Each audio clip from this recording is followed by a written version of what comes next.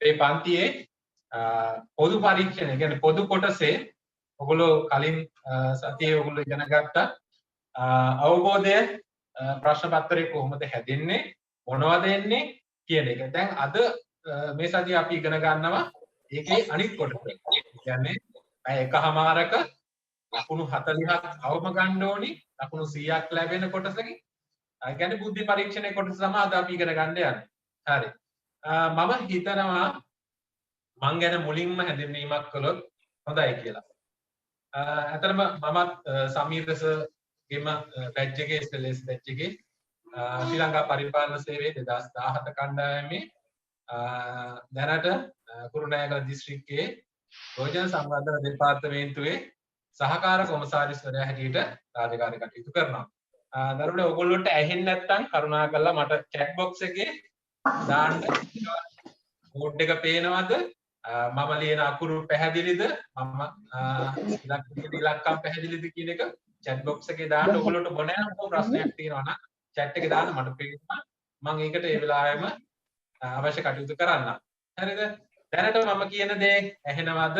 මම කෝඩ් එක පේනවද කියන එක පොඩ්ඩක් කරුණාකරලා කට්ටිය chat box එකේ කීප දෙනෙක් දාන්න. හරි. බොහොම ස්තුතියි. ඇහෙනවා කියලා කියනවා. මම හිතන හැමෝටම ඇහෙනවා කියලා. හරි. ඉතින් මේ අද පැය එකමාරක් පුරා ඔයගොල්ලෝ ඉගෙන ගන්න යන්නේ ඔයගොල්ලෝ රජයේ සේවයේ විධායක ශ්‍රේණියට ගන්න විභාගයේ විශේෂයෙන්ම දීප්තියක් සේවාවන් සඳහා විධායක ශ්‍රේණි තනතුරු සඳහා ගන්න විභාගයේ පොදු කොටසේ බුද්ධි පරීක්ෂණ පත්‍රයට මොනවද එන්නේ අපි ඒකට කොහොමද ලෑස්ති වෙන්නේ කියන එකේ මූලික හැඳින්වීම. හරි. ඊට කලින් අදම ජොයින් වෙච්ච කට්ටියක් ඉන්න නිසා මම හිතන්නේ සමීර සර් මීට කලින් දවසේ ඔයගොල්ලන්ට පැහැදිලි කරන්න ඇති කොහොමද ඔයගොල්ලෝ සේවාවන් වලට ප්‍රයොරිටි එක දෙන්නේ අනිපිළිවෙලට දෙන්නේ කොහොමද ප්‍රශ්න පත්‍රයට ලකුණු ලැබෙන්නේ කොහොමද මොනවද කියන එක පොඩ්ඩක් පැහැදිලි කරන්න ඇති. අද අලුතෙන් ආපු අයත් ඉන්න හින්දා මම විනාඩි 10ක් 15ක් වැඩි වෙලා ගන්නෙ නෑ. අපි බුද්ධි පරීක්ෂණයට යා යුතුයි. නමුත් පොඩි හැඳින්වීමක්. ඒ කියන්නේ අර වගේ දීර්ඝ හැඳින්වීමක් නෙමෙයි. අද ආපු අයත් ඉන්න නිසා පොඩි හැඳින්වීමක් කරන්නම්. හරි. ඔයගොල්ලොන්ට තියෙනවා මෙන්න මේ ශ්‍රී ලංකා පරිපාලන සේවය. ශ්‍රී ලංකා ඇඩ්මිනිස්ට්‍රේටිව් SLA සර්විස්. ඊළඟට ශ්‍රී ලංකා ඇකවුන්ටන්ට් සර්විස්.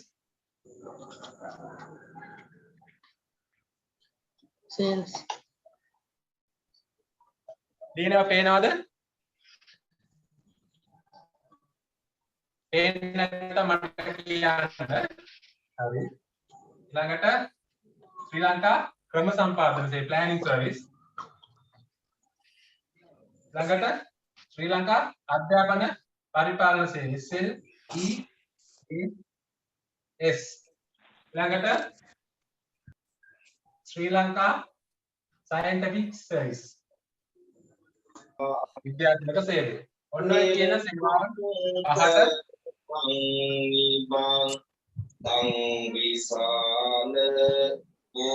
කවුද දරුවෝ මේ මහි කියන එක්කන පොඩ්ඩක් ඔයාගේ මයික්‍රොෆෝන් ඔෆ් කරගත්තා නම් හොඳයි. තවත් තියෙනවා කීප දෙනෙක්ගේ ඔයගොල්ලෝගේ මයික්‍රොෆෝන් එක රතු පාටින් ඉරකින් කැපිලා තියෙනවා නම් ඒ කියන්නේ ඔයගොල්ලෝගේ මයික් එක ඔන් වෙලා නැහැ. අනිත් එහෙම නැහැ කියන්නේ ඔයගොල්ලෝගේ මයික් එක ඔන් වෙලා තියෙන්නේ. කරුණාකරලා නැවත වරක් ඉල්ලුම් කරනවා. කවුද මේ අපේ මිහිරානි පනංගොඩ නදීරා ලක්මාලි සහ කවුද කැලුම් දිනේෂ් සුබා ඒ කට්ටිය පොඩ්ඩක් ඔයගොල්ලෝගේ මයික්‍රොෆෝන් එක මියුට් කරගන්න. හරි. බොහොම ස්තුතියි. හරි. එතකොට මෙන්න මේ සේවාවන් වලට ඔයගොල්ලන්ට ඉල්ලන්න පුළුවන්. හරිද? මම මේ ප්‍රයොරිටි ගැන කියන්න යන්නේ නැහැ. අපි බලමු ඕගොල්ලන්ට මෙන්න මේ සේවාවන් වලට ආවහම මොන වගේ තනතුරු වලට යන්න පුළුවන්. ඔන්න හිතන්න අපි ගමු ලේසිම උදාහරණයක් ප්‍රාදේශීය ලේකම් කාර්යාලය.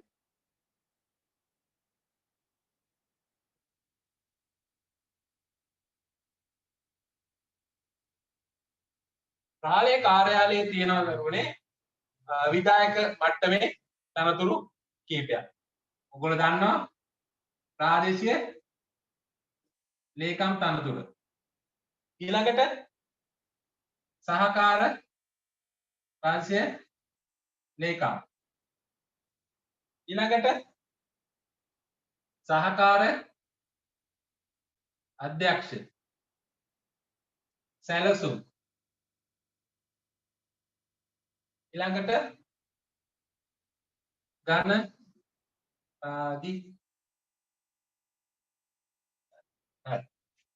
ඔන්න ඔය විධායක තනතුරු ටික තියෙනවා. මට කියන්න බලන්න ඕගොල්ලෝ කාට හරි ප්‍රාදේශීය ලේකම් කෙනෙක් සහකාර ප්‍රාදේශීය ලේකම් කෙනෙක් වෙන්න ඕනේ නම් ඕගොල්ලෝ මොන විභාගෙද ලියන්න ඕනේ නැත්නම් මොන විභාගෙද ඕගොල්ලෝගේ අරමුණ ප්‍රාදේශීය ලේකම් කෙනෙක් සහකාර ප්‍රාදේශීය ලේකම් කෙනෙක් වෙන්න නම් ඕගොල්ලෝ මොන විභාගෙද එකට දාන්න ඕනේ. පොඩක් chat box එකේ දාන්න.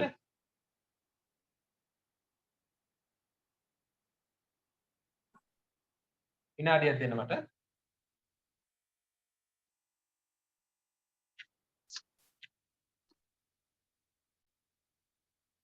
හරි.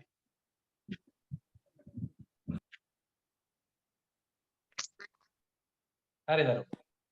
ඔව් ඔයගොල්ලෝ හරි. එහෙනම් ලියන්න ඕනි SLAs. ඕගොල්ලන්ට සහකාර අධ්‍යක්ෂ සැලසුම් කියන තනතුරට යන්න උවමනාවක් තියෙනවා නම් ආසාවක් තියෙනවා නම් ඔයගොල්ලෝ ලියන්න ඕනි එක්සෑම් එක මොකද්ද? chat එකේ දාන්න. හරි. ශ්‍රී ලංකා ක්‍රම සම්පාදන සේවය SLPS planning service. ඊළඟට ඒ වගේම ගණකාධිකාරී හරි ලේසි. මොකද්ද? ශ්‍රී ලංකා accountant service. එතකොට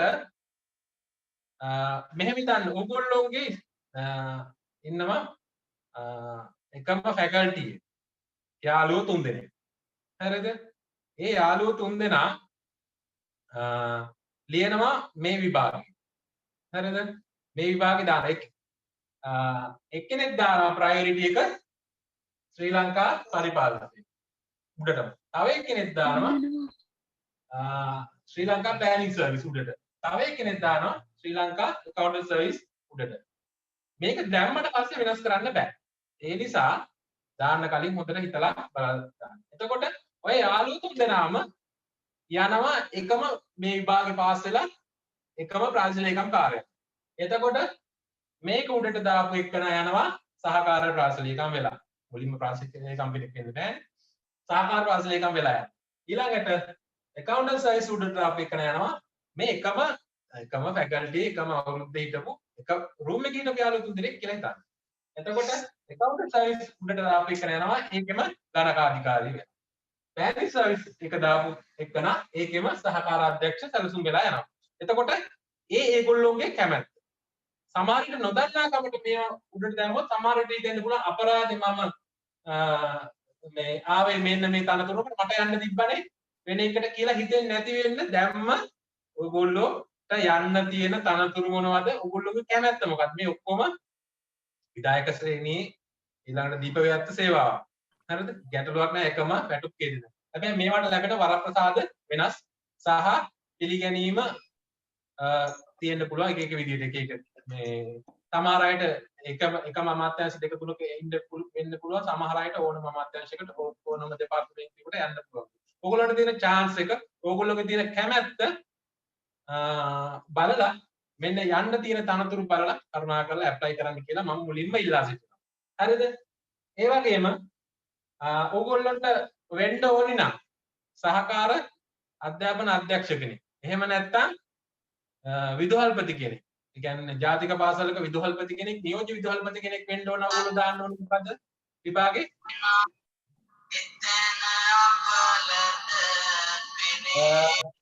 කවුද දරුවනේ මියුට් කරලා නැහැ ආයෙසරයක්. මනෝෂිකා ඊළඟට හරි අනිත් අය නම් මියුට් කරලා වගේ. තව එක්කෙනෙක් ඉන්නවා GWP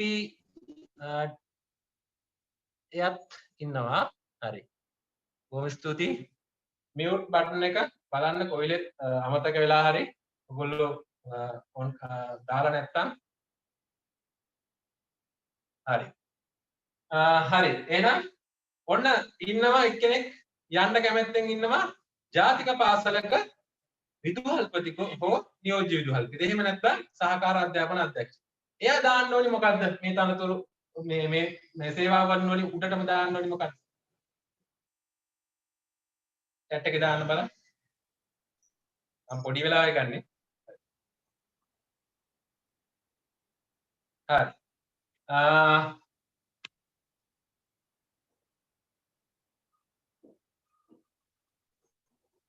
ඔව් SLES බොහොම ස්තුතියි.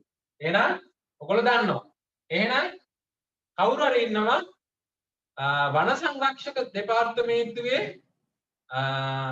දිසා වන නිලධාරී DFO කියනවා district forest officer. එහෙම නැත්නම් අපනයන කෘෂිකර්ම දෙපාර්තමේන්තුවේ සහකාර අධ්‍යක්ෂ. එහෙම නැත්නම් රස පරීක්ෂක දෙපාර්තමේන්තුවේ රස පරීක්ෂක තනතුරට. ඇනලිස්ට් ඩිපාර්ට්මන්ට් එකේ ගවර්න්මන්ට් ඇනලිස්ට් කියන තනතුරට. යන්න කෙනෙක් ඉන්නවා නම් එයා දාන්න ඕනි මොකද්ද උඩටම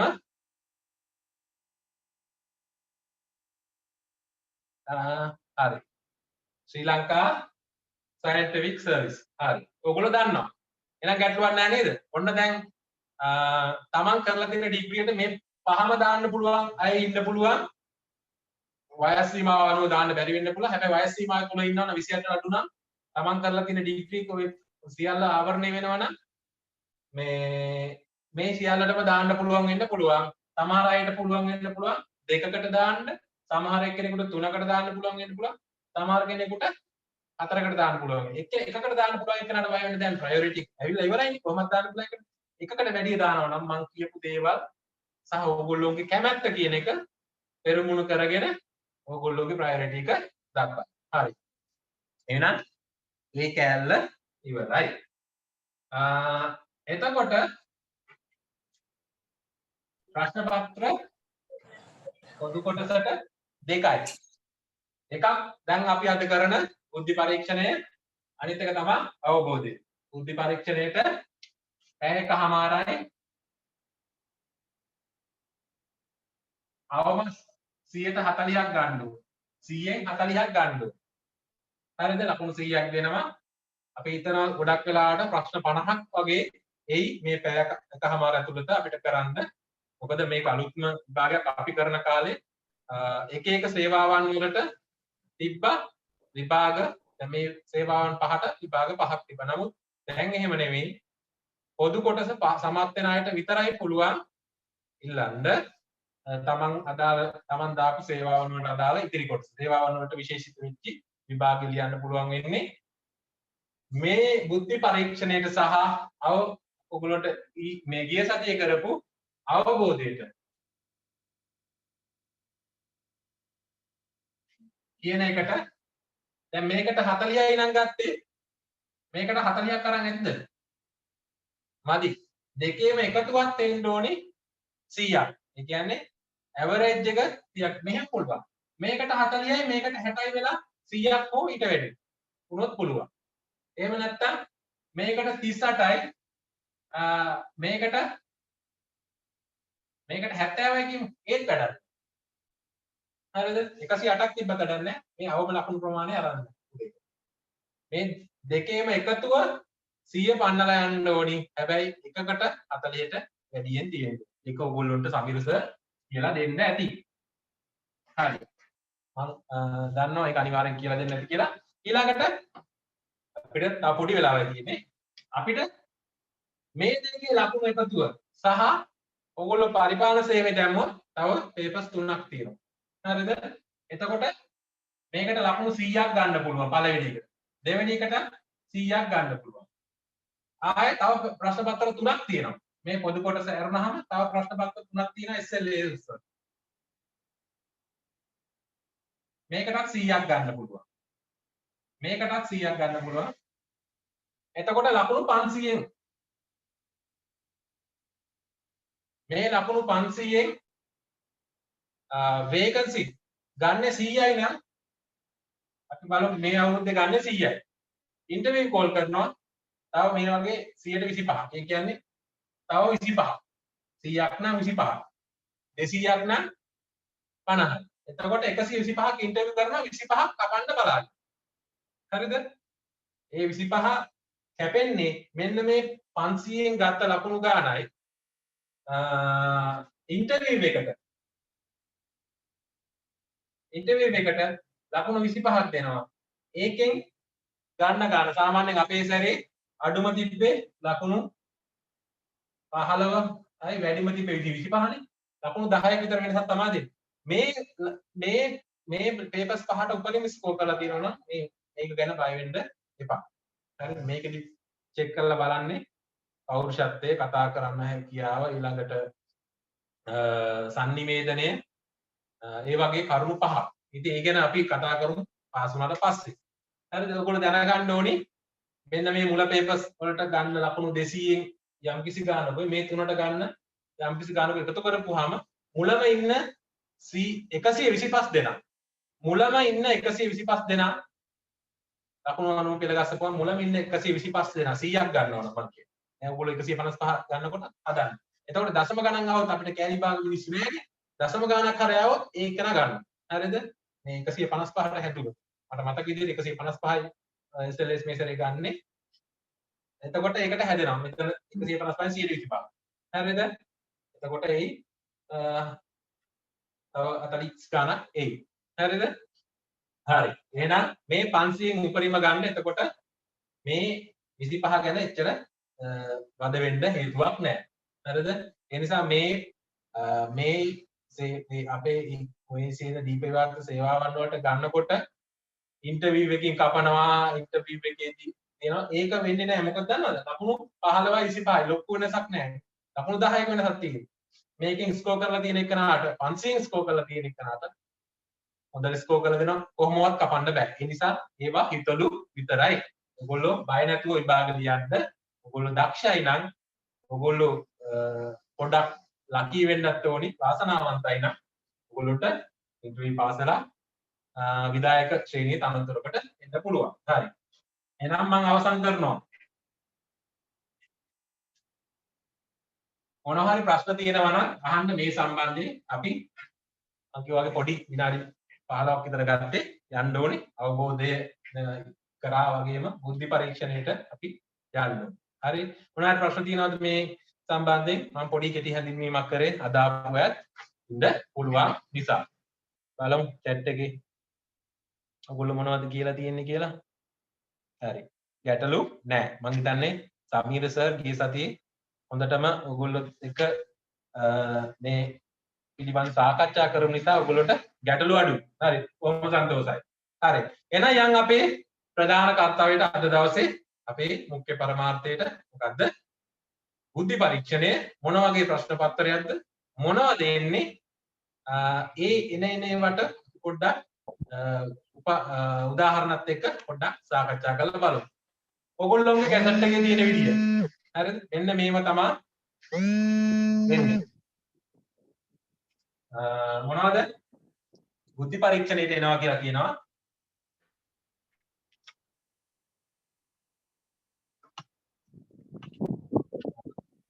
තර්කණය.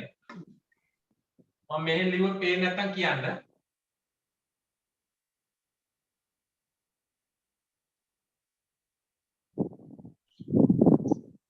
තර්කණය. ඔයගොල්ලෝ මියුට් කරගන්න දරුවනේ. හරිද? ඊළඟට ආදේශනය. අපි බලමු මේවට ඉස්සලා ලියාගමු අපි මොනවද තියෙන්නේ කියලා. ඊට පස්සේ ඉස්සරහින් අපි මොනවද කියලා ඉස්සර බලමු. හරිද? ආදේශනය.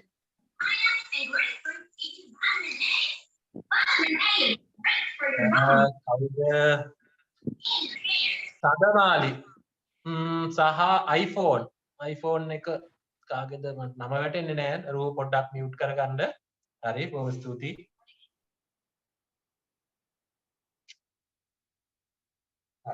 එතකොට ආදී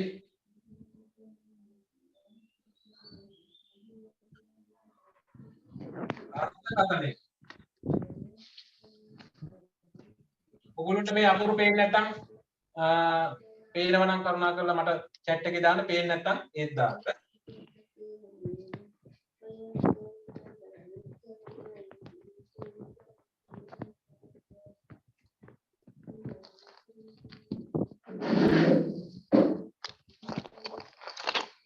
ඒ පාර බොහොම ස්තුතියි කියනවා කියලා දාලා දෙනවා බොහොම ස්තුතියි කවුද මේ හරි එයා ඔෆ් කරලා ඔයගොල්ලෝ මියුට් බටන් එක ඔයාලගේ මේ මයික්‍රොෆෝන් එක කොළ පාටින් හරි නැත්නම් අලු පාටින් තියෙනවා කියන්නේ ඔයගොල්ලෝගේ කියනවා අපිට ඇහෙනවා ඒක රතු පාටින් තියෙනද කියලා කොහෙලෙත් බලන්න නැත්නම් ඔයගොල්ලෝගේ සහෝදරියෝ තමයි අපහසුතාවයටපත් වෙන්නේ සමහරවිට ඔයගොල්ලෝ සමහර විට අපහසුතාවයටපත් වෙන්න පුළුවන් යම් කිසි කියන දේවල් පෞද්ගලික දේවල් පවා ඇහෙන්න පුළුවන් අපි පටන් ගත්ත ගමන් නිසා ඒ වගේ සුළු දේවල් වෙන්න පුළුවන් හැම වෙලේම බලන්න ඔයගොල්ලෝගේ මයික්‍රොෆෝන් එක ඔන් එකේද නැද්ද තියෙන්නේ කියලා මොකද ගෙවල් වල ඉන්නේ දරුවෝ ඉන්නවා ඉතින් මේ සමහරවිට වීඩියෝ ඔන් එකලා තියෙන්න පුළුවන් ඒ ගැන විතරම බලන්න මොකද ඔයගොල්ලෝ කියන එක ඔයගොල්ලන්ට ඇහුනේ නැතුණාට අනිත් හැමෝටම ඇහෙනවා settings වලින් all mute දෙන්න කියලා කියනවා මම නෙමෙයි දරු host මම host කියන්නම් all mute දෙන්න කියලා නෑ දැනට ගැටලුවක් නෑ අපි එහෙම ලොකු ප්‍රශ්නයක් නැති ඉඳන් යමු මම නෙමෙයි host කියමු අපි මේ වැඩේ කරන්න කියලා මම කියන්නම් හරි ඊළඟට සම්බන්ධතා දැකීම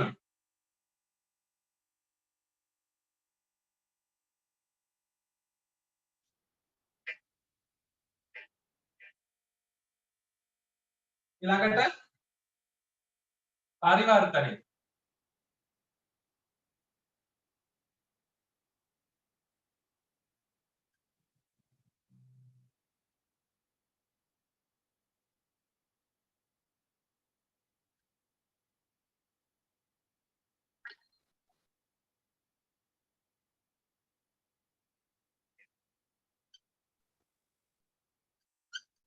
ගැටලු විසඳීමේ හැකියාව පරිවර්තනයට පස්සේ ගැටලු විසඳීමේ හැකියාව ඊළඟට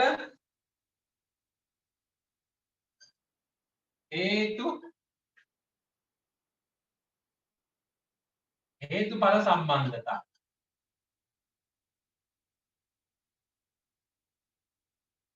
පේනව නේද මම යටින් ලියනවා පේන්නේ නැත්නම් කියන්න මේ පෑන පොඩ්ඩක් ලියවෙන්න පුළුවන් කියලා බලමු පුරෝකතනය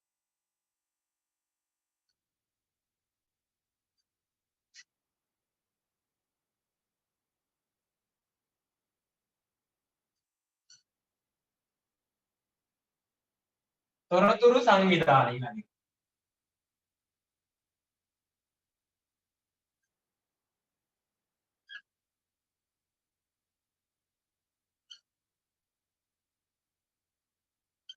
හරි ඊළඟ එක රටා හඳුනා ගැනීම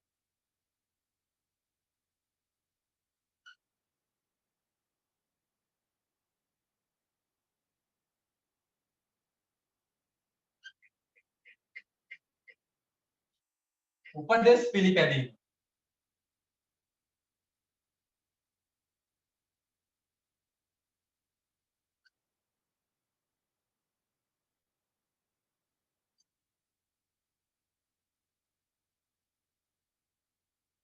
උපදෙස් පිළිපැදීම ඊට අමතරව තව වෙනත් කියන්නේ මේ ආකාරයේ තවත් ඒවා තව පල්ලෙහාට මේ වගේ තව තියෙන්න පුළුවන් හරිද හරි අපි දැන් මේ මොනවද කියලා බලමු දැන් උන බුද්ධි පරීක්ෂණය කියලා ප්‍රශ්න පත්‍රයක් තියෙනවා පැයකමාරක් දෙනවා පැයකමාරට මොනවද කරන්න තියෙන්නේ මෙන්න කරන්න තියෙන දේවල් මෙහෙම වචන වලින් තිබ්බට අපිට මේවා මොනවද කියලා අපි අඳුරගමු එකින් එක සමහර ඒවාට අපිට මම උදාහරණ දෙන්නම් සමහර ඒවා අපිට ඊට උදාහරණ නැතුණත් අපිට තේරුම් ගන්න පුළුවන් ඒවා තියෙනවා මෙතන අපි බලමු මේ මොනවද කියලා වෙලාවත් එක්ක අපි යමු හරි මම වෙන පාටකින් දුන්නා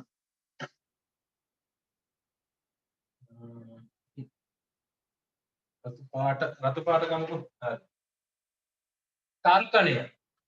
තර්කණය යටතේ ඕගොල්ලොන්ට විශේෂයෙන්ම මේ විභාගේ නෙමෙයි වෙනත් කම්පිටිටිව් එක්සෑම් එක තරගකාරී විභාගයක තර්කණය යටතේ ලේසියෙන් වෙන ගානක් තමයි තර්ක කරලා ගන්න තියෙනවා. ඒකට අපි පොඩි රාමුවක් දාගන්න. අපිට යම් කිසි තොරතුරු ටිකක් දීලා තියෙනවා. හරිද? A කියලා කෙනෙක් ඉන්නවා. එයා මේ වගේ වැඩක් කරනවා. B කියලා කෙනෙක් ඉන්නවා. එයා මේ වගේ වැඩක් කරනවා. හරිද? ඒ වගේ තොරතුරු ටිකක් අපිට දීලා තියෙනවා. හරිද? ඒ තොරතුරු ටික දීලා ප්‍රශ්න ටිකක් අහලා තියෙනවා. ඒ තොරතුරු අතරේ අපිට අවශ්‍ය දේවල් තොරතුරු තර්ක කරලා ගන්න. ඒකට අපි රාමුවක් ගොඩනගා ගන්නවා. අපි ගණන් හදනකොට බලමු. ඒවට කියනවා අපි තර්කන රාමු ගණන් කියලා. විශේෂයෙන්ම තර්කණයට තව ගණන් එන්න පුළුවන්. මම ඔයගොල්ලෝට අඳුරගන්න ලේසියෙන් එකක් කරන්න තර්කන රාමු.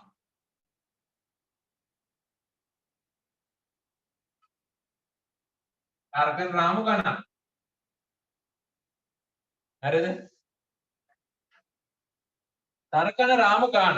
අපි එකක් බලමු මොන වගේ ගානක්ද කියලා. අපි පේපර් එකකින් බලමු. දීපු පේපර් එකකින්ම තර්කන රාමු ගාන මොන වගේ ගානක්ද? මෙන්න මේ වගේ එකක්. හරිද? මම මේ ලේසි එකක් ගන්නෙ. නීති අධ්‍යාපනය පිළිබඳ පාඨමාලාවක් පවත්වනු ලබන ආයතනයක කාලසටහනක් සකස් කිරීමේදී සදුදා දිනවල පෙරවරු 8 සිට පස්වරු 4 පැය එක බැගින් වූ කාලච්ඡේද 6කදී පහත සඳහන් විෂයන් 6 ඉගැන්වීමට සැලසුම් කර ඇත. ඊට අමතරව සිසු ගැටළු සාකච්ඡා කිරීම සඳහාද කාලච්ඡේදයක් වෙන් කෙරේ. ඔන්න දීලා තියෙනවා පොඩි තොරතුරු ටිකක්. ඒ වගේම ආයෙ කියනවා ඉගැන්වීමට සැලසුම් කර ඇති විෂයන් 6 වන්නේ ආණ්ඩුක්‍රම ව්‍යවස්ථා නීතිය, පවුල් නීතිය, ඉඩම් නීතිය, කිව්සුම් නීතිය, පරිපාලන නීතිය හා වාණිජ නීතිය වේ. කිව්සුම් නීතිය ඉගැන්විය යුත්තේ පෙරවරු 11ක් දහවල් 12ක් අතර වේ. ආණ්ඩුක්‍රම ව්‍යවස්ථා නීතිය හා පවුල් නීතිය, ඉඩම් නීතිය හා පවුල් නීතිය ඉගැන්විය යුත්තේ එකලග කාලච්ඡේද දෙකකදී. කිව්සුම් නීතිය හා වාණිජ නීතිය එකම කතිකාචාර්යවරයා විසින් උගන්වන අතර ඔහු කිව්සුම් ආයතනය තුල පැය 3කට වඩා වැඩි නොසිටී. වාණිජ නීතිය ආණ්ඩුක්‍රම ව්‍යවස්ථා නීතියට පසුව ඉගැන්වීමට සැලසුම් කර ඇත. සිසු ගැටළු සාකච්ඡා කිරීම සඳහා අවසාන කාලච්ඡේදය තෝරා නොගැනේ. දහවල් 12 සිට පස්වරු 1 දක්වා දිවා ආහාරය සඳහා වෙන් කෙරේ. ඊළඟට කියනවා ඔන්න ගොඩාක් තොරතුරු දීලා තියෙනවා අපිට. හරිද? මුල කියපු ඡේදෙත් දීලා තියෙනවා ඊට අමතරව කරුණු වශයෙන් දීලා තියෙනවා. හරිද? මෙන්න මේ වගේ ගණන් තමයි අපි කියන්නේ තර්කන රාමු ගණන් කියලා. ඊළඟට කියනවා මෙම තොරතුරු වලට අනුව පහත එක් එක් ප්‍රශ්නයට නිවැරදි පිළිතුර තෝරා ඊට අදාළ වර්ණයේ අංකය ප්‍රශ්නයේ ඉදිරියේදී තිර මත ලියන්න. ඔන්න කියනවා පස්වරු 1ක් 2ක් අතර කාලච්ඡේදය වෙන් කර ඇත්තේ කුමක් සඳහාද? උත්තර 4ක් දීලා තියෙනවා. හරිද? දැන් මේ වගේ ගොඩාක් තොරතුරු දීලා තියෙනවා. ඒ තොරතුරු වලින් අපිට ඕනි උත්තරය ගන්න මේ ප්‍රශ්නෙට අපි තර්ක කරන්න. ඒ තර්ක කරන්න ලේසි. අපි මෙන්න මේ දීලා තියෙන කරුණු යම්කිසි රාමුවකට දාලා කොටු කරගත්තා. හරිද? කොටු කරගත්තාම අපිට අල්ල ගන්න ලේසි. තර්ක කරන්න ලේසි. මොකද මේ ඔක්කොම අපේ ඔළුවේ තියෙන්නේ නැහැ. හරිද? මේ මෙච්චර කරුණු කොටක් අපේ ඔළුවට යන්නේ නැහැ. ඒ තියෙන කරුණු ඔක්කොම අපි අර තර්කන රාමුවට දාගන්නවා. මේ පැත්තට හරි මේ පැත්තට හරි දාගෙන දෙපැත්තට දාගෙන අපි තර්ක කරන්න ලේසි. එතකොට අපේ තොරතුරු ටික ඔක්කොම අපිට පේනවා. ඒ රාමුව ඇතුලේ අපිට දාගන්න. මේක හරි ලේසි. හරිද? මේ වගේ ගොඩාක් තොරතුරු දුන්න ගමන් ගාන ලේසි. තොරතුරු අඩු වෙන තරමට ගාන අමාරුයි. හරිද? ඒ නිසා තර්කන රාමු ගානක් ආවොත් ඔයගොල්ලෝ ඉස්සලම හදන ගාන තර්කන රාමු ගාන වෙන්න අපි ගොඩක් තර්කන රාමු ගණන් හදමු. හරිද? මම මේ කිව්වේ උදාහරණ. හරිද? ඔයගොල්ලෝට වීඩියෝ එක මම හිතන්නේ ලැබෙයි. එතකොට මම මේ කියන ඒවත් එක්ක මේ ඕනනම් මේ ගාන මම සම්පූර්ණයෙන් කියෙව්වා. හරිද? ඒකේ මම එක ප්‍රශ්නයකුත් කිව්වා. තව ප්‍රශ්නයක් කියන්න ඒක ඕනනම් කරලා බලන්න මම මේ කියන තොරතුරු ලියන්න. හරිද? අපි මේවා හදනවා. මේ ගානත් අපි හදනවා බය වෙන්න එපා. ඕනනම් කැමති නම් try කරලා බලන්න මම කියලා තියෙනවා සම්පූර්ණ ගානම. මම එක පළවෙනි ප්‍රශ්නෙත් කිව්වා. ඔන්න මම දෙවෙනි එකත් කියන්නම්.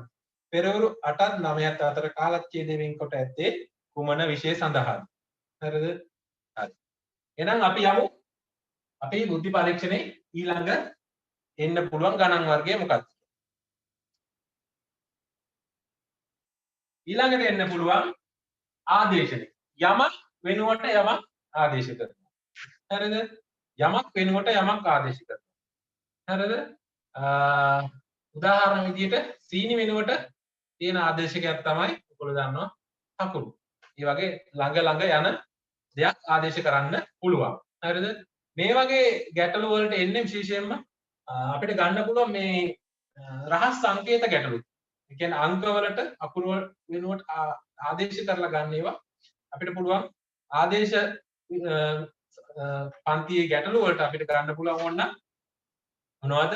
රහස් සංකේත ගැටලු. හරිද? උදාහරණයක් විදියට මෙන්න A B C D E F කියලා අකුරු හයක් තියෙනවා. ඒක ලියලා තියෙනවා.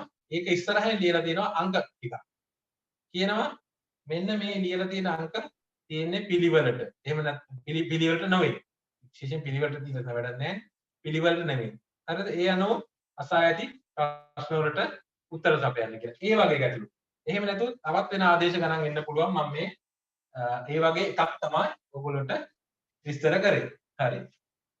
ඊළඟ එක තමයි අර්ථකථන. මේක පොඩ්ඩක් ඔයගොල්ලෝ උගන ගන්න භාෂා මාධ්‍යයට සම්බන්ධයි. කියන්නේ සිංහල සම්බන්ධ. නමුත් මේ සිංහල නෙමෙයි. හරිද? අපි ඒක තේරුම් ගන්න ගානක්ම හදන්න ගානක්ම බලමු. හරිද? අර්ථකථනය කියන එක. මේක වැඩි දියුණු කරගන්න. හරිද? මෙන්න මේ සම්බන්ධතා දැකීම සහ අර්ථකථනය කියන එක ඔයගොල්ලෝගේ භාෂාවට ඉතාම සංවේදී. ඒ නිසා මේක වැඩි දියුණු කරගන්න නම් මොනවද කරන්න ඕනේ? හොඳට පොත්පත්, වත්පත් හොඳට යම් කිසි දෙයක් තියෙන විස්තරය හොඳට කියවලා තේරුම් ගන්න ඕනේ. වචන ටිකක් සාරගර්භ වචන ටිකක් එන්න පුළුවන් සමහර වෙලාවට ඒවා ඉගෙන ගන්න. හරිද? කවුරුදරු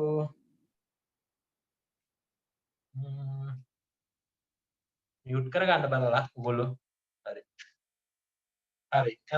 අපි බලමු අර්ථකථනයට ගන්න පුළුවන් ගැටලුවක් මොනවද කියලා බලමුකෝ අපි.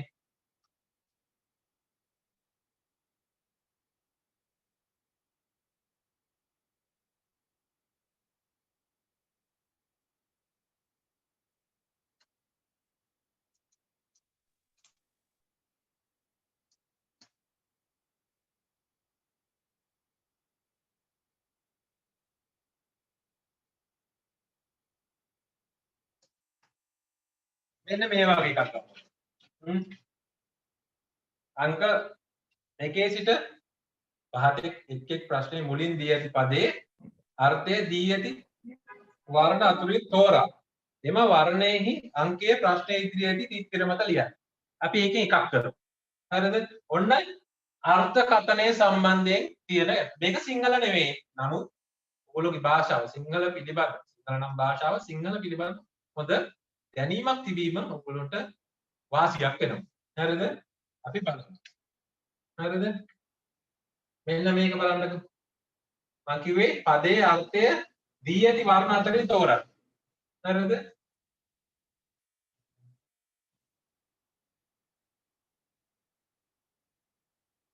ටිකක් අමාරු එකකට කලින් ටිකක් ලේසි එකක් කරන්න.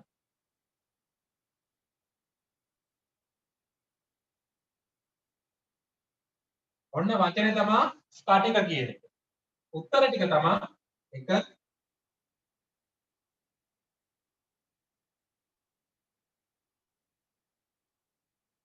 ස්ෆෝටනය කුණු දෙක තියෙනවා පට සලුවෙන් තෙනු.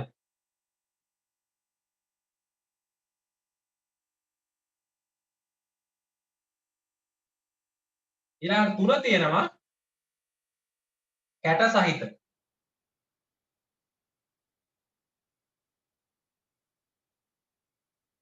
හතර තියෙනවා ස්ථා ව්‍යායාම කළ.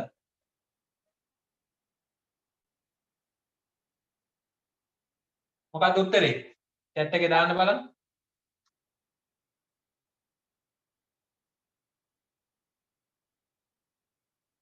හරි. කවුද බලන්න උත්තර දෙන්නේ? මෙන්න මේ ස්පටික කියන වචනයට අර්ථයට වඩාත්ම ගැලපෙන හරි. 3 කියලා දෙනවා. හරි. එතකොට පළවෙනි එක මොකද්ද?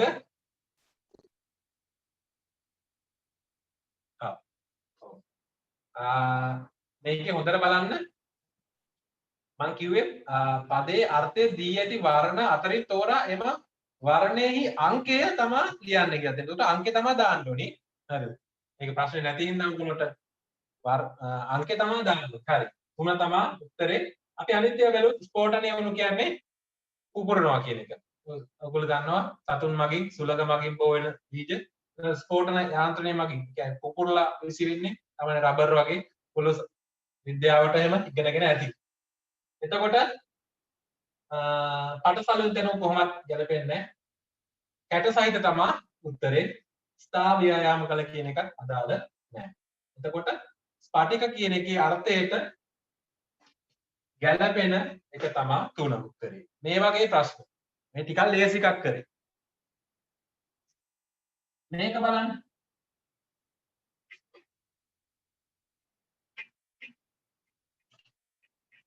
මේක බලන්න.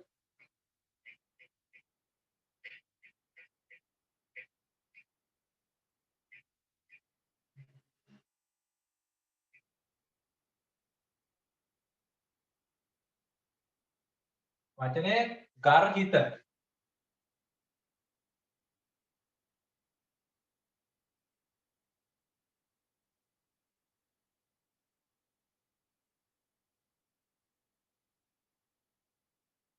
එක ඉවත දැමීමට නියමිත. දෙක නින්දාවට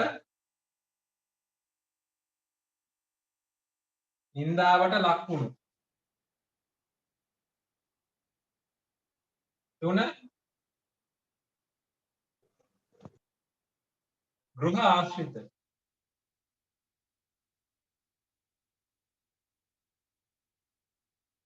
4 ഘോഷා කරන ලද.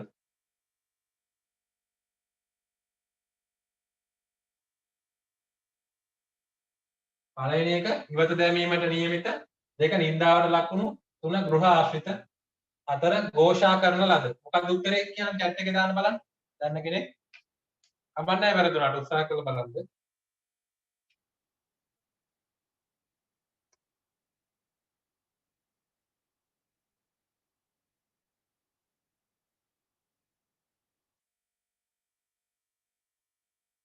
ඔව්. ඊප දෙනෙක් උත්තර දීලා තියෙනවා. ඔව්.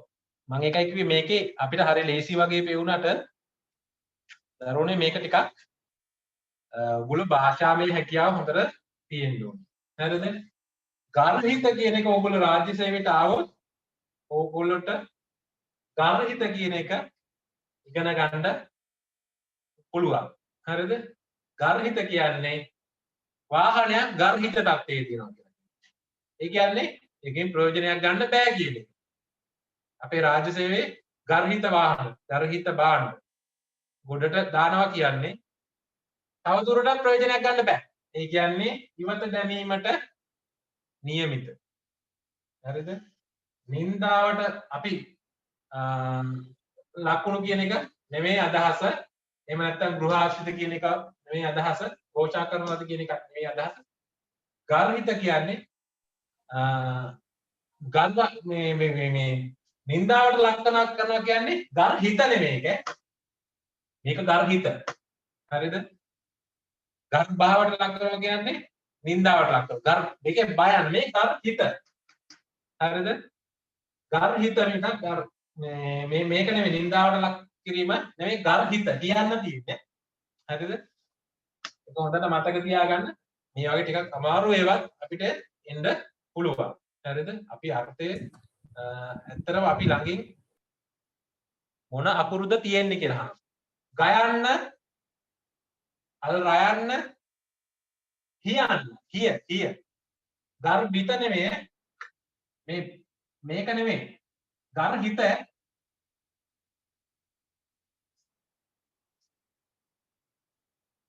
ඉතලා හොඳට පැහැදිලි වෙන්න කිව්වෙත් ඒකයි. ගර්හිත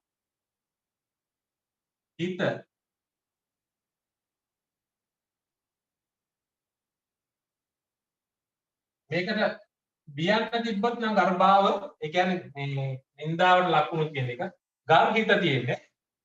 ගර්හිත කියන්නේ තව දුරටත් ප්‍රයෝජනයක් ගන්න බෑ කියන එක. ඒ කියන්නේ ඉවත දැමීමට නියම. හරි. අපි අනිත්‍යවත් කරන්න තියෙන ඉඳා අපි මේ ප්‍රශ්න කරනවා. එතකොට අපි බලමු මේ අපි හිතුවට අර්ථකථනය කියන එක සමහර වෙලාවට අමාරු වෙන්න පුළුවන්. හරිද? අපි හිතනම එක නෙමෙයි. හරි. ඒකට තමයි මම උදාහරණයක් දුන්නේ. ලේසි එකක් කරලා ටිකක් අමාරු එකක් කරේ. ඊළඟට අපි යමු සම්බන්ධතා දකින්න.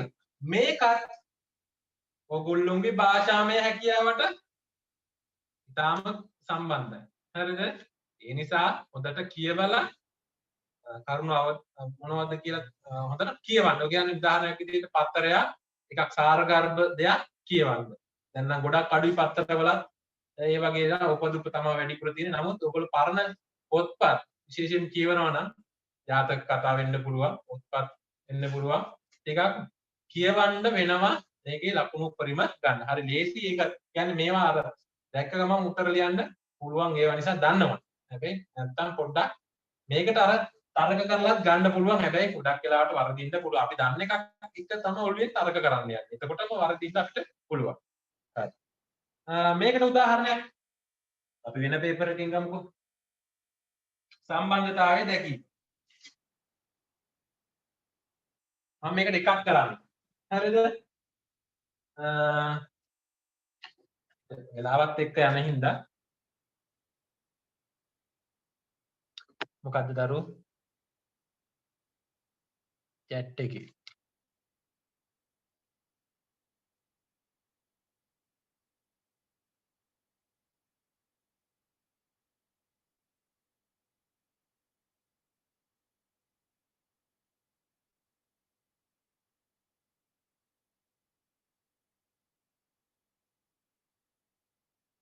ඔව් ගරහනවා කියන එක හරි. හරිද? ගරහනවා කියන එක හරි. නින්දා කරනවා කියන එක හරි. හැබැයි ඒකේ මේ කිරීම එක එන්නේ ගර්භා කියන එක. එතකොට ගර්හිත කියන්නේ ඒක නෙමෙයි. ගරහනවා කියන එක හරි. ඒක හරි. ගැටලුවක් නෙමෙයි. හරිද? ගරහනවා කියන්නේ නින්දා කරන එක තමයි. හරිද?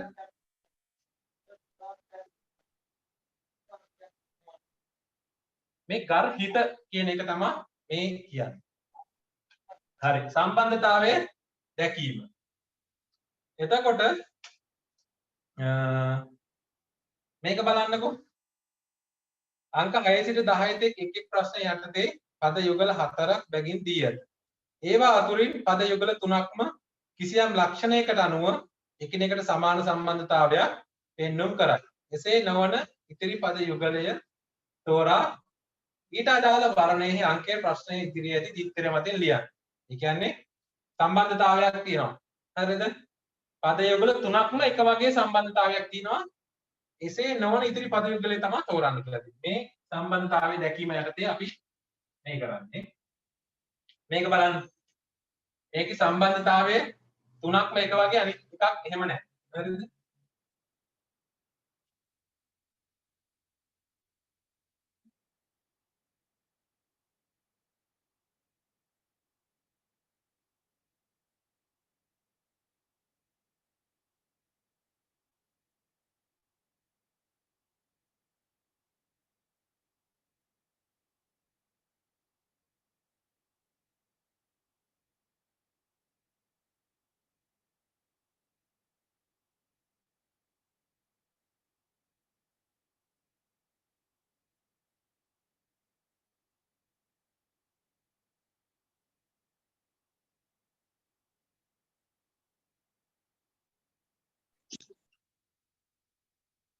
බලන්න මේකේ ගැළපෙන්නේ නැති එක සම්බන්ධතාවයේ නැති එක මොකද්ද? එකම සම්බන්ධතාවයක් තියෙනවා. මේකට උත්තරේ දෙන්න බලන්න. වෙළඳාම ලාභය, නඩුව තීන්දුව, ප්‍රතිකාර සුවය, සටන ජය.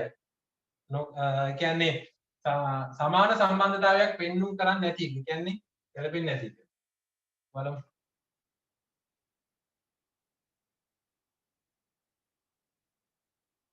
ඔව්.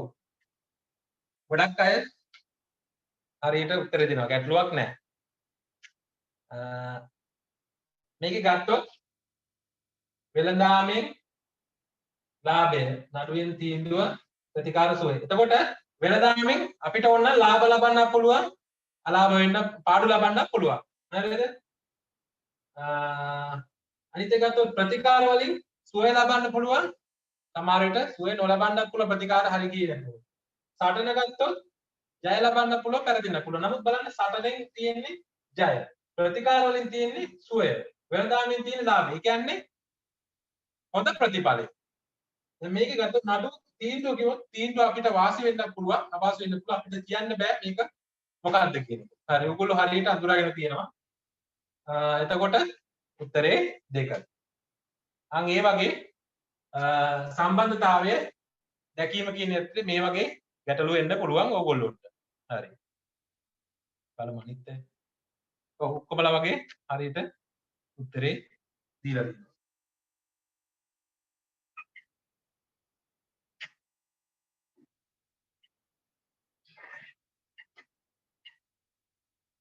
හරි අපි යන් ඉක්මනට පරිවර්තනය කියන්නේ ඔයගොල්ලෝ දන්නවා යමකට පරිවර්තනය කිරීම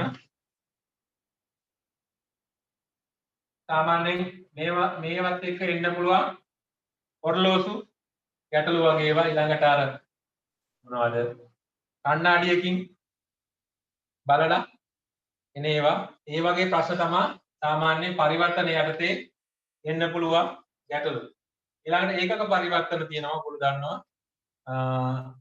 යම්කිසි ඒකකයක් වෙනත් ඒකකයකට පරිවර්තනය කරන ඒවා ඒ වගේ ගැටලු එනවා මේ පරිවර්තන යටතේ අපි ඉක්මනට යමු. පරිවර්තන යටතේ මේ වගේ ගැටලු එන්න පුළුවන්. ඊළඟට ගැටලු විසඳීමේ හැකියාව. මේ ගැටලු විසඳීමේ හැකියාව යටතේ ඔයගොල්ලෝ විශේෂයෙන්ම සංඛ්‍යානමය හැකියාව කියන්නේ ගණන් හැදීමේ හැකියාව ඊළඟට සමගාමී සමීකරණ හැදීමේ හැකියාව වගේ බලන සමහර අයට ගණිතය පොඩ්ඩක් දුර්වල අයට මෙන්න මෙතනදී ගැටලු ඇති වෙන්න පුළුවන් විශේෂයෙන්ම මේවට එනවා මොනවද සාමාන්‍යයෙන් වයස් සම්බන්ධ ගැටලු තාත්තාගේ වයස පුතාගේ වයස මෙච්චරයි ඊළඟට සහෝදරියගේ වයස මෙච්චරයි මාමගේ වයස ඊට වැඩි මෙච්චරක් අඩුයි ඔය විදිහට කියලා ගැටලුවක් දෙනවා අන්තිමට අහනවා එහෙනම් පුතාගේ වයස කීයද කියලා. සාමාන්‍යයෙන් මේ වගේ එකක් ආපුවම අපිට සමගාමී සමීකරණ වලින් සංකේතය දාගෙන හදන්න පුළුවන්. සමහර වෙලාවට අපිට ඇත්තටම සමගාමී සමීකරණ නොමැතිව හදන්න පුළුවන් ගැටලු තියෙනවා. තව එන්න පුළුවන් මේ යටතේ විශේෂයෙන්ම මිනිස්ශ්‍රම කාලය වේගය වගේ ආශ්‍රිත ගැටලු මේ යටතේම එන්න පුළුවන්. ඒ කියන්නේ ගැටලු විසඳීම යටතේ විශේෂයෙන්ම වයස් කාණ්ඩ මිනිස්ශ්‍රම කාලය ආශ්‍රිත ගැටලු ඊළඟට ණයට අරන් තියෙනවා උදාහරණයක් අපි ඒ වගේ ගණනුත් එන්න පුළුවන්. මේ වගේ ගණන් බලන්නකෝ.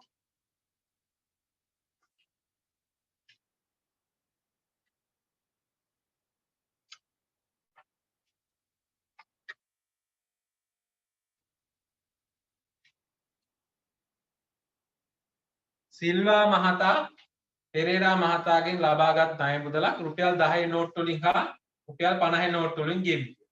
පෙරේරා මහතා මුදල් ගණන් කොට රුපියල් 200ක් අඩුවේ ප්‍රකාශ කරන ලද. ඊට හේතුව ඔහු රුපියල් 10 නෝට්ටු 50 නෝට්ටු ලෙසත් රුපියල් 50 නෝට්ටු 10 නෝට්ටු ලෙසත් වර්ධවා ගණන් කර තිබීමයි. ණය මුදල ගෙවීමට භාවිත කර ඇති මුළු නෝට්ටු ගණන 35ක් නම් සිල්වා මහතා ගෙවිය යුතු ණය මුදල රුපියල් කීයද? මේ වගේ ගැටලු. හරිද? එතකොට මේක සමගාමී සමීකරණුත් හදන්න පුළුවන්. ඊට වැඩිය ටිකක් ලේසි ක්‍රමයක් තියෙනවා. අපි ගණන් හදනකොට සමහර අයට සමගාමී සමීකරණ එකපාර ගන්න බැරි නිසා අපි අනිත් ක්‍රම වලට උත්සාහ කරලා බලමු. සමහර මේ වගේ ගණනක් එන්නත් පුළුවන්. උදාහරණයක් විදිහට ප්‍රශ්න 100ක් තියෙන ප්‍රශ්න පත්‍රයක සෑම නිවැරදි ප්‍රශ්නයකටම ප්‍රශ්න 50ක් තියෙන ප්‍රශ්න 50ක් තියෙන ප්‍රශ්න පත්‍රයක සෑම නිවැරදි ප්‍රශ්නයකටම ලකුණු 2 ගානේ හම්බ වෙනවා. වර්ධින එකකට ඍණ එකක් අඩු වෙනවා. හරිද? යම්කිසි ළමයෙක් ප්‍රශ්න 50ටම උත්තර දීලා තියෙනවා. සමහර ලියන්න නැතුව ඉන්නත් පුළුවන්. ප්‍රශ්න 50ටම උත්තර දීලා එයාගේ ලකුණු 70යි නම් එයාගේ හරි ගිහිල්ලා තියෙන හරි වැරදිලා තියෙන හරි ප්‍රශ්න මේ ප්‍රමාණය කීයද කියලා. ඒ කියන්නේ ප්‍රශ්න 50ක් තියෙනවා. හරි ගියොත් ලකුණු දෙකක් හම්බෙනවා. වැරදුනොත් එකක් අඩු වෙනවා. හරිද? ළමයේ ප්‍රශ්න 50ටම උත්තර ලියලා ලකුණු 70යි නම් අරන් තියෙන්නේ. එයාගේ හරි ගියපු ප්‍රශ්න ගාන එහෙම නැත්නම් වැරදිච්ච ප්‍රශ්න ගාන අපිට අහන්න. මේක මේ වගේ ඒවා අපිට ඕනේ නම් සමගාමී සමීකරණ අරගෙන හදන්න පුළුවන්. ඊට වැඩි ලේසි ක්‍රමයක් තියෙනවා. අපි ගත්තොත් මම කියනවා යම් කිසි ළමයෙක් වැරදි පිළිතුරක් දුන්නොත් එයාගේ ලකුණු 3ක් අඩු වෙනවා. මම මේ කියන එක හරිද වැරදිද? යම් කිසි ළමයෙක්ගේ ප්‍රශ්නයක් වැරදුනොත් එයාට ලකුණු 3ක් අඩු වෙනවා. හරිද? දැන් මෙයා ප්‍රශ්න 50ටම උත්තර දීලානේ. එතකොට ඇයි මොකක්ද දන්නවද? අර ගියොත් දෙකක් හම්බ වෙනවනේ. දැන් එයාගේ ප්‍රශ්නේ වැරදිලා. ඒ දෙකම නැහැ. වැරදිච්ච ගමන් එකක් අඩු වෙනවා. ඒ කියන්නේ මේ දෙකක් නැහැ මේ තව එකක් අඩු වෙනවා. ඒ කියන්නේ ලකුණු 3ක් අඩු වෙනවා. එතකොට මෙයා ලකුණු 70යි. 100න් 70 50ක් කියන. එතකොට 30ක් තමයි අඩු වෙලා තියෙන්නේ. එතකොට ලකුණු 3ක් අඩු වෙනවා 30 බෙදෙනවා 3ෙන්. එතකොට 10යි. මෙයාගේ වැරදිලා තියෙනවා ප්‍රශ්න 10යි. බලන්න හරිද කියලා. එතකොට ප්‍රශ්න 40ක් හරි ගියාම sorry. ඔව්. එතකොට මෙයාගේ නෑ සාමාන්‍යයෙන් එහෙම ගණන් දෙන්නේ නැහැ දරුවෝ. හරිද? ප්‍රශ්න සියල්ලම වැරදුනාම වින වෙනවා කියලා. එහෙම සාමාන්‍යයෙන් ගණන් දෙන්නේ නැහැ. අපිට දේශීයෙන් හදන ඔයගොල්ලන්ට පැය එකමාරනේ දෙන්නේ. හරිද? හරි නේද එතකොට?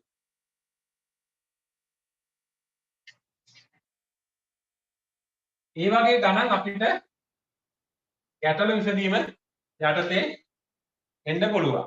මම කිව්වා වගේ ඉස්සලා කිව්වා වගේ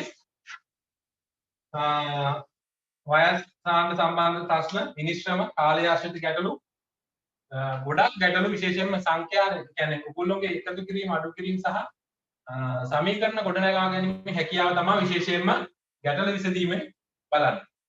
එතකොට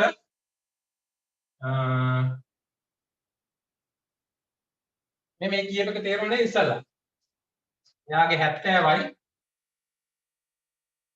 30ක් ඒ කියන්නේ වැරදි. එතකොට 10ක් වැරදි. හරිද? 10ට ඍණ 10ක් එනවා. අර ගිහින් තියෙනවානේ 40ක් ඒ කියන්නේ 40ට දෙකක් දෙකෙන් වැඩි කරාම 80ක්. 80ෙන් 10ක් ගියාම 70 වෙනවා. අයිට ඒක ලියන්න බෑ. 10ක් වැරදිනේ. 10 වැරදිච්ච එකට ඍණ 10ක් එනවා. 40ක් අර ගිහින් තියෙන 80ක් එනවා. ඒ වගේ මේවට ගොඩක් ක්ලේශි ක්‍රම තියෙනවා. සමහර වෙලාවට හැමෝටම අපි හැමෝටම එක වගේ සමීකරණ ගොඩනගා ගැනීමේ හැකියාව නොමැති නිසා තමයි මම ඒ වගේ ක්‍රමත් ඔයගොල්ලොත් එක්ක කතා කරේ. සහ වෙලාව නේද? වෙලාව කියන්නේ පැයකමාරයිනේ අපිට තියෙන්නේ. මේ ඇත්තටම ඕනම දක්ෂයෙකුට උනත් මේ ප්‍රශ්න 50 පැයකමාර ඇතුළත හදන්න බෑ. මොකද හරි ක්‍රමයකම ගියොත්. ඒ නිසා ඒක හදලා තියෙන්නෙම අපිට සමහර වෙලාවට ලේසි ක්‍රම.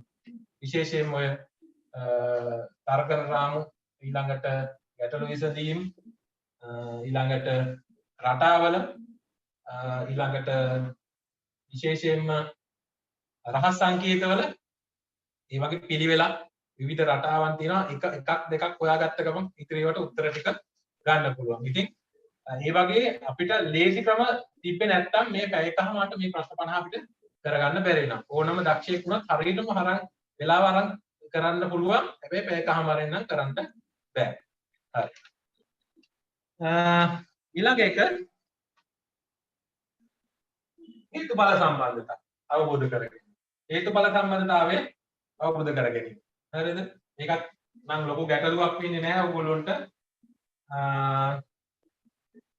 සමහරවල් මේවා එන්න පුළුවන් ධාතු කැට ගණන් වලටත් ඒ යම්කිසි දෙයක් වෙන්න යම්කිසි හේතුවක් තියෙනවා. ඒකෙන් තමයි මේ ඵලය ඇති වෙලා තියෙන්නේ. හරිද? අපි ගණන් හදනකොට බලමු හේතුඵල සම්බන්ධතා එක්ක යන ගණන් මොනවද කියලා සාමාන්‍යයෙන් මම කතා කරපු ගණන් වර්ග වලින් මේ තර්කණය, ආදේශනය, අර්ථකථනය, සම්බන්ධතා කියන ඒවා සහ ගැටළු විසඳීම් කියන ඒවා මේවා සාමාන්‍යයෙන් පහ වගේ එන්න පුළුවන්.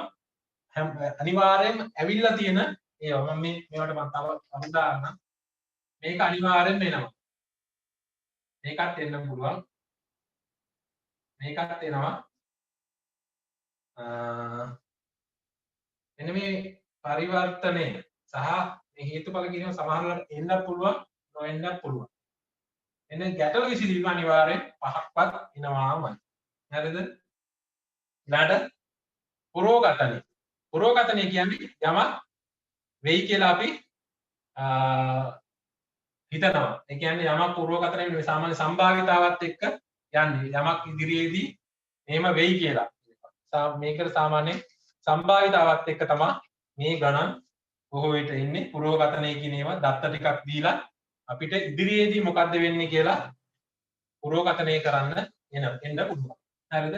මේකත් මේව තරම්ම මේම රතු පෑනින් දාපුව තරම්ම හැමතිස්සෙම ගණන් පහක්වත් එන ඒවා නම් නෙමෙයි ගොඩක් වෙලා. හරිද? ඊළඟට තොරතුරු සංවිධාන. මේක අනිවාර්යෙන් එනවා. මොන වගේ ගණන්ද දෙන්නේ? දිසා ආශ්‍රිත ගණන්. මෙන්න මේ දිශාවට යනවා. ඊළඟට මෙයාගේ මේ පැත්තේ මෙයා ඉන්නවා. දකුණු අත පැත්තේ ඉන්නවා. වම් අත පැත්තේ ඉන්නවා. ඒ වගේ දිශා ආශ්‍රිත ගණන්. හරිද? උදාහරණයක් විදිහට තව දෙන්න පුළුවන් අපිට ප්‍රස්ථාරයක් දීලා. ඒ ප්‍රස්ථාරයෙන් අහන්න පුළුවන්. එහෙම නැත්නම් තොරතුරු සහිත වගුවක් දෙනවා අපිට. විශේෂයෙන් වගු විශේෂයෙන්ම එන්න පුළුවන්. මේක අනිවාර්යෙන් එක්ක ප්‍රස්ථාරයක්, එහෙම නැත්නම් තොරතුරක්, එහෙම නැත්නම් පයි chart එකක්. එහෙම නැත්නම් දිශාශ්‍රිත දිශාවෙන් මේ දිශාවකට මෙන්න යන තොරතුරු ටිකක් දීලා අහන ප්‍රශ්න. මේක අනිවාර්යෙන්ම ඔයගොල්ලෝගේ බුද්ධි පරීක්ෂණ පත්‍රයේ අනිවාර්ය ප්‍රශ්න කීපයක් එන එක. එතකොට අපි ඒකෙන් බැලුවොත් තොරතුරක් දීලා ඒකෙන් තමයි අහන්නේ. එතකොට ඒ තොරතුර අපි හදා ගන්න ඕනි අපිට ලේසියෙන් උත්තර ගන්න පුළුවන් වෙන්න අපි ඒ තොරතුර ටික සංවිධානය කර ගන්න ඕනේ. හරිද? උදාහරණයක් ගත්තොත් එන්න මේ වගේ එකක්. හරිද? අංක 6 සිට 10 තෙක් ප්‍රශ්න පහත දී ඇති වගුව මත පදනම්. නම තියෙනවා, උපන්දිනේ තියෙනවා, උස තියෙනවා, බර. හැබැයි පිළිවෙලින් නෙවෙයි තියෙන්නේ. නම් ටිකක්. හරිද? අමර සමර හසිත් දමිත් වගේ නම් ටිකක් දීලා ඒගොල්ලෝ උපන්දිනේ උසයි බරයි. මෙන්න මේ උසයි බරයි උපන්දිනේ දුන්නාම අපි එක්ක ආරෝහණ පිළිවෙලට හරි අවරෝහණ පිළිවෙලට අපි අංක දාගෙන ගියා නම් අපිට මේ ගාන ලේසියෙන්ම හදන්න පුළුවන්. අහන්නේ සාමාන්‍යයෙන් මෙන්න වගේ. මේ සමරට වඩා බාල උද ඔහුට වඩා බරෙන් වැඩි උද අයකු වන්නේ පහත අයවලුයි කවුද? දැන් අපිට මේක එකපාරට බැලුවොත් පේන්නේ නැහනේ. ඒ නිසා මේක අපි ආරෝහණ හරි අවරෝහණ හරි පිළිවෙලට මේකේ අංක දාගත්තා නම් පේපර් එකේ. හරිද?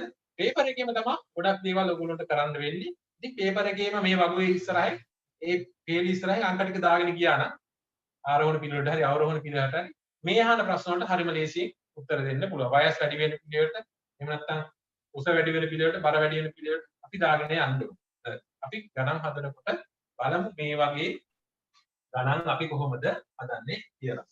හරි. එතකොට ඒ තොරතුරු සංවිධානය කියන එක යටතේ ඔයගොල්ලන්ට දෙන්න පුළුවන්. ගොඩක් වෙලාවට තවන් සමහර අය තමයි පයි chart එකක් එක්ක. එහෙම නැත්නම්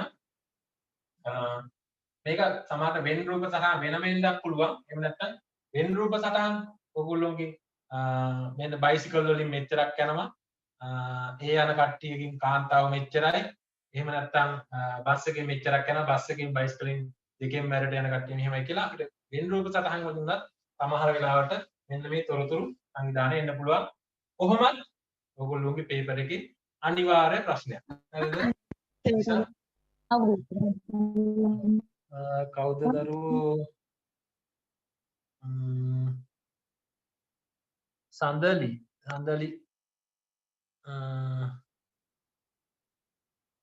සඳලි කියන එක පොඩ්ඩක් ඔයා මේ මයික් එක මියුට් කරගන්න දරුවෝ. හරි. හරි. ඊළඟට රටා හඳුනා ගැනීම. මේක අතිශය වැදගත්. රටා එන්න පුළුවන්. ඔගොල්ලොන්ට අනිවාර්යයෙන්ම රටා එනවා මෙන්න මේ වගේ ඒවා. හරිද? විශේෂයෙන්ම සංඛ්‍යා රටා. ඊළඟට රූප රටා. සමහරවිට යම්කිසි ශ්‍රේණි වල රටා. උදාහරණයක් විදිහට සමාන්තර ශ්‍රේණි වල ගුණෝත්තර ශ්‍රේණි වල රටා එන්න පුළුවන්. ගොඩක් වෙලාවට එන්නේ සංඛ්‍යා රටා සහ රූප රටා. ඒ කියන්නේ යම්කිසි රටාවකට තියෙනවා සංඛ්‍යා ටිකක් එහෙම නැත්නම් රූප සටහන් ටිකක් ඊළඟට එන පදේ මොකක්ද කියලා අහනවා. ඒ වගේ ඒවාදී අපි බලන්න ඕනි කොහොමද මේක ඇවිත් තියෙන්නේ කියන එක. විශේෂයෙන්ම ගත්තොත් ගොඩක් වෙලාවට අපි දන්න දෙයක් තමයි සංඛ්‍යා රටා අපිට try කරලා හදන්න බැරි වෙලා ඉර වෙලා අපේ වෙලාව ගොඩක් වැය වෙන එකක් තමයි මෙන්න මේ රටා හඳුනාගෙන. ඒ කියන්නේ ඕගොල්ලොන්ට රටාව සාමාන්‍යයෙන් විනාඩියක් කමාරක් අතර එන්නේ නැත්තම් කරුණාකරලා අරුනේ එතනින් අයින් වෙලා ඊළඟ එකට යන්න. මොකද ඒක එන්නේ නැහැ කියන්නේ ආය ඒකට ඒ වෙලාව වෙන් කරන්න එපා. මොකද ඔයගොල්ලෝ දන්නවා ගණිතය හදන කට්ටිය යම්කිසි ගානක හදා ගන්න බැරුව ඉරුණා අපි කියන ඉරුණාම කියලා ඊට පස්සේ ආයේ නැවත අලුත් ආරම්භයක් ගත්තේ නැත්නම් අරකම එහෙම එකෙම ඉරලා හිටියොත් හදන්න බෑ. ඒ නිසා දක්ගාලා ඒක එන්නේ නැත්නම් විනාඩියක් එකමාරක් පරිම දෙකක් ඇතුලේ ඊළඟ එකට යන්න. මොකද ඊට පස්සේ අර ගණන් ටිකක් හොඳට හදාගෙන යන ටිකක් ඇදලා උත්තර ආවට පස්සේ ආපහු ඇවිත් බලන්න සමහර වෙලාවට අපිට එතකොට මේ රටාව පේන්න ගන්නවා. අපි උදාහරණයක් කරමු.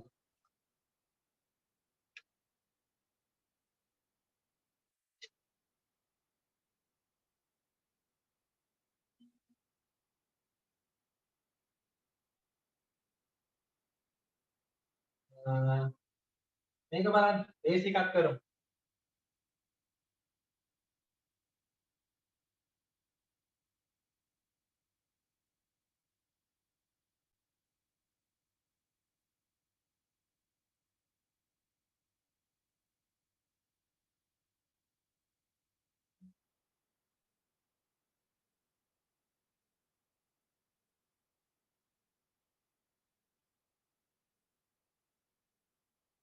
මේකේ කොහොමද මේ රටාව? දැන් ලේසිම එකක්. උත්තරේ දාන්න බලන්න ඔයගොල්ලෝ chat එකේ. එනේ මේ මැද සංඛ්‍යාව හැදිලා තිනවා මේ දෙපැත්තේ සංඛ්‍යා දෙක මොකක් හරි වෙලා. මේ වගේ එකක බලන්න මෙන්න මේ සංඛ්‍යා දෙකට වැඩිය මේ මැද තියෙන සංඛ්‍යාව වැඩි නම් අඩු කිරීමක් බෙදීමක් එන්න බෑ. හරිද? ඒ කියන්නේ මේ සංඛ්‍යා දෙකට වැඩිය මේ මැද සංඛ්‍යාව වැඩි නම් එන්න බෑ. ඒක වර්ග කිරීමක් එහෙම නැත්නම් ගුණිතයක් එහෙම නැත්නම් එකතුවක් එන්න ඕන. මේක අඩුයි නම් ඔකේ අනිත් පැත්ත. හරි. උත්තරේ දානවා. බලන්න උත්තර කීපයක් ආවා. ඒකයි මම බැලුවේ. උත්තර කීපයක් එනවා. ඔව්. උත්තරේ නම් 60 එන්න ඕනි. කොහොමද එන්නේ? 60. හරි ගොඩක් අය උත්තරේ දීලා තියෙනවා හරියට. මේ දෙක ගුණ කරලා බලන්න. 8යි 3යි ගුණ කරපුවාම කීයද? 24. එතකොට 5යි 6යි 6යි ගුණ කරපුවාම බලන්න.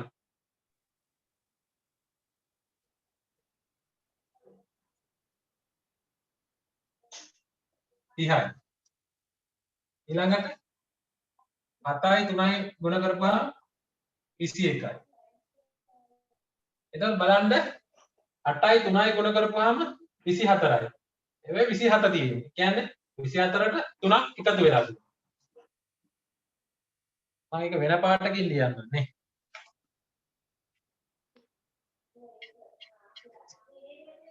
අතරට එතන 3ක් එකතු වෙලා තියෙනවා. ඊළඟට 5යි 6යි වැඩි වුණාම 30යි. එකට 30ට 6ක් එකතු වෙලා තියෙනවා. ඊළඟට 7යි 3යි 3 21යි එකට ආයෙම 3ක් එකතු වෙලා තියෙනවා. එහෙනම් 9යි 6යි 3 වුණාම එන එකට කීයක්ද එකතු වෙන්න ඕන? ඊළඟට තියෙන්නේ 6. එතකොට උත්තරේ 60යි. හරි නේද?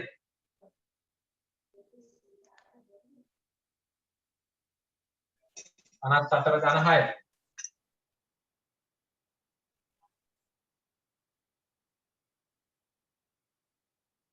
හරි. එහෙනම් අපි යමු ඊළඟ ගණන් ක්‍රමයට.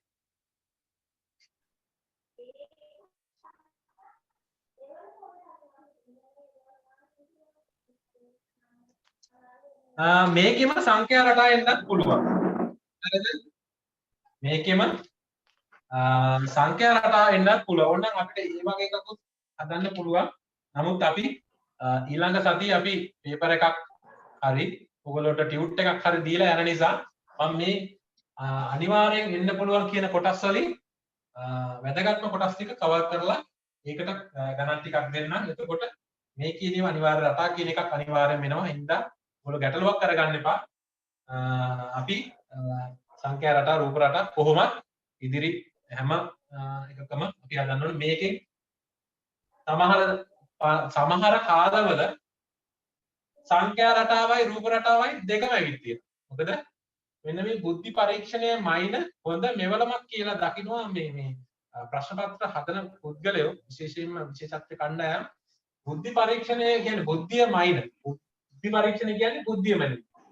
එතකොට ඔයගොල්ලෝ දන්නවත් ඇති ඉස්සර කාලේ තරු රටා අඳුනගෙන තියෙන්නේ සාමාන්‍යයෙන් අපි හැමෝම දකින දෙයක් ඒකේ රටාවක් අඳුරගෙන තියෙන්නේ බුද්ධිමත්. ඒ කියන්නේ ඔය තාරකා විද්‍යාඥයෝ හරි යම්කිසි විද්‍යාඥයෝ. ඉතින් ඒ කට්ටියගේ බුද්ධි මට්ටම් එක තමයි ඒ රටා අපි දැකපු නැති රටාවන් දැක්කේ. ඉතින් ඒ කාලේ ඉඳලම මතයක් තියෙනවා යම්කිසි දෙයක නොපෙනෙන රටාව ඉක්මනින්ම අඳුර ගන්න පුද්ගලයා බුද්ධිමතෙක් කියන එක. විශේෂයෙන්ම ඔයගොල්ලෝ දන්නවා IQ level එක මයින ගොඩක් පරීක්ෂණවල මෙන්න මේ රටා අඳුනා ගැනීමට මේ ප්‍රශ්න පත්‍රයේ වැඩි බරක් දෙනවා. ඒ වගේම තමයි රජයේ තරග විභාගවල අනිවාර්ය බුද්ධි පරීක්ෂණයේදී මෙන්න මේ රටා හඳුනා ගැනීමට වැඩි බරක් දෙනවා. සමහරවිට ලකුණු 10ක් එන්න පුළුවන්. කියන්නේ ඔයගොල්ලෝගේ ප්‍රශ්න 50න් 10ක් නෙවෙයි. ප්‍රශ්න 50න් සමහර විට ප්‍රශ්න 10ක් එන්නත් පුළුවන්. මෙන්න මේ රටා හඳුනා ගැනීම. සමහර කාලවල එහෙමත් ඇවිත් තියෙනවා. සංඛ්‍යා රටාවයි ලෝක රටාවයි දෙකම ඇවිත්. ඒ නිසා මේක අතිශය වැදගත්. හරි. එහෙනම් අපි යමු අපේ අන්තිම එකට. අන්තිම එකද කියලා බලමු අපි. ඊළඟට උපදේශ පිළිපැදීම. හරිද? මේක යටතේ මේකත් අනිවාර්යෙන්ම ඔයගොල්ලන්ට එන්න පුළුවන් ගණන් ක්‍රමයක්. විශේෂයෙන්ම බුද්ධි පරීක්ෂණය යටතේ. මම මේකට කරු දෙකක් දාලා තියෙනවා. ඒක වැදගත්ම එකක් හින්දා. හරි. එතකොට උපදේශ පිළිපැදීම. මොකක්ද මේ? උපදේශ පිළිපැදීම කියන්නේ ඔයගොල්ලන්ට දීලා තියෙනවා යම් කිසි පිළිපදින්න ඕනි උපදේශ ටික. හරිද? ඒ අනුව තමයි ඒ ගාන හැදිලා තියෙන්නේ. හරිද? කවුරුද? එක්ස්ට්‍රා එකයි බිත්තර දෙකයි. කවුද මේ සුරේෂ් ප්‍රසංගාද හරි. කලින් මම මතක් කරා ඔයගොල්ලන්ට ඇහෙන්නේ නැතුණාට අනිත් අයට ඒක ඇහෙනවා. හරි. ඔයගොල්ලෝ බලන්න නිතරම ඔයගොල්ලෝගේ මයික්‍රොෆෝනේ මම හොස්ට් මේකේ මම හොස්ට් නොවන නිසා මට ඒක ඔයගොල්ලෝ Google mute කරන්න බෑ. මං ඊළඟ සැරේ මං හොස්ට් ඉල්ල ගන්නම්. එහෙම වුණොත් මං හිතන ඔයගොල්ලෝ කොමලා පාඩිය අරන් ඇවිල්ලා තියෙන නිසා අපිට මේ Zoom කියන තාක්ෂණය අපිට ටිකක් පුරු නැති හින්දා වෙන්නේ නැති. ඒක අපිට සාමාන්‍ය ක්ලාස් 2 3ක් යනකොට හරියයි. ඒ නිසා එහෙම කරන්න අවශ්‍ය වෙන එකක් නෑ කියලා මම හිතනවා. හරි. අපි යමු උපදේශ පිළිපැදීම. උපදේශ පිළිපැදීම යටතේ අපි ගානක් හදමු. ඉන්න මේ වගේ එකක්.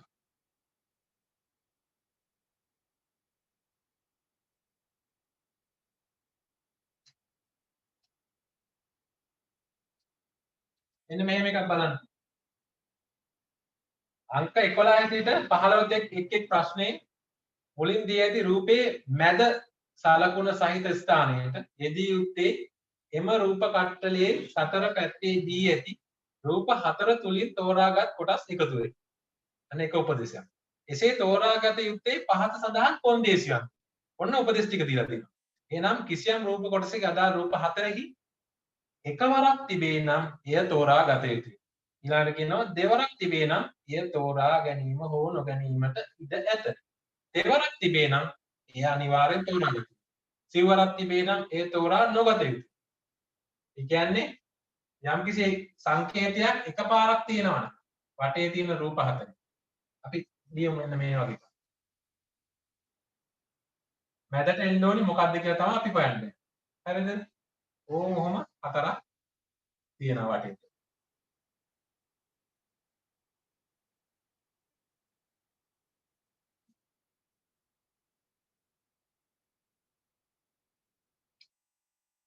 මම මේ ටිකත් අඳින්නම්.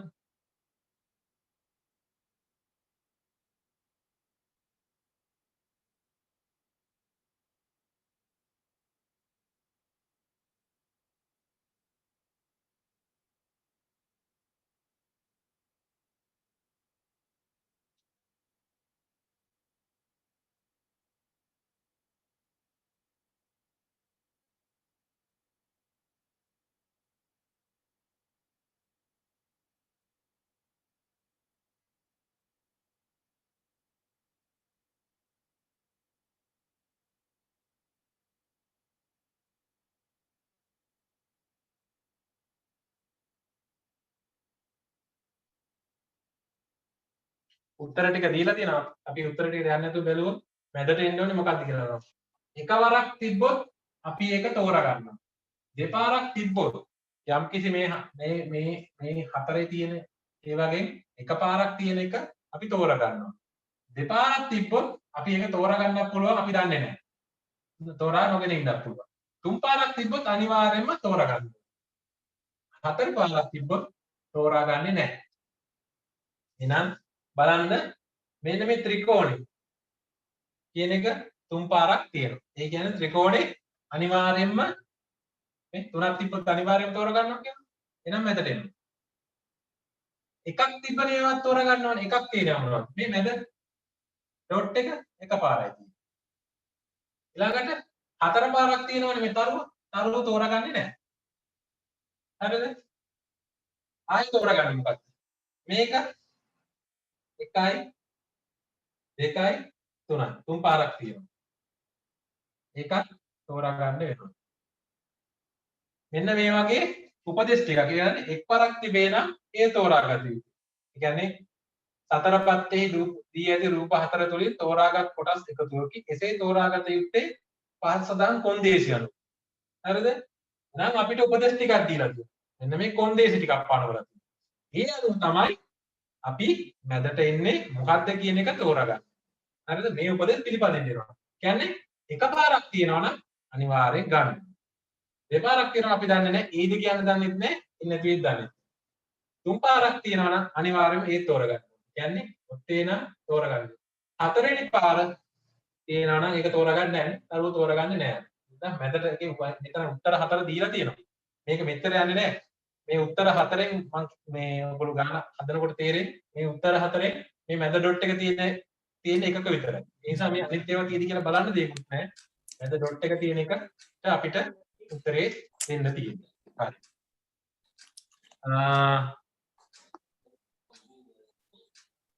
ඊළඟට ඔන්න ගැසට් එකේ තියෙන ටික ඉවරයි. ඊළඟට කියනවා මේ හා සමාන මේ ආශ්‍රිත ඒවා තමයි එන්න පුළුවන්.